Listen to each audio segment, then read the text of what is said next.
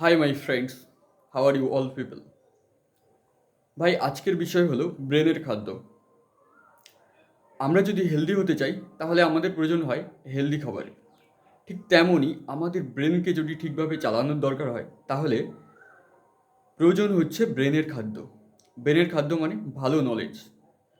আমরা কি করি বেশিরভাগ সোশ্যাল মিডিয়া বা অন্যান্য বিভিন্ন বিষয়ে সেখান থেকে সবসময় আমরা দেখি, তো সেখান থেকে নলেজগুলো আমাদের ব্রেনে আসে এবং সেগুলোর এফেক্টই ঘটে। অর্থাৎ আমরা যেটা দেখি সেটা আমরা বিশ্বাস করি এবং সেই বিলিভটা আমাদের ব্রেন বিশ্বাস করে, তাই না? এবার ব্রেনের ওপরে ওটা এফেক্ট ঘটে। অতএব বাইরে আমরা যা কিছুই দেখি, যা কিছু আমাদের ব্রেন ভাবছে, মানে ব্রেন ব্রেন আগে থেকেই বিলিভ করে আছে, তার সাথে রিলেট করে। তো আমরা সেইভাবেই কিন্তু সব কিছু দেখি। তো ভালো কিছু যদি আমরা ব্রেনের ভিতরে দিই, অর্থাৎ ইনপুটটা যদি আমরা ভালো দিই, আউটপুটও কিন্তু ভালো পাবো।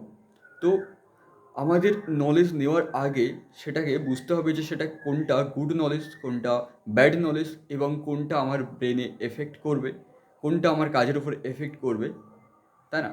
তো সেগুলোকে বাদ দিয়ে ভালো নলেজ কিন্তু নিতে হবে।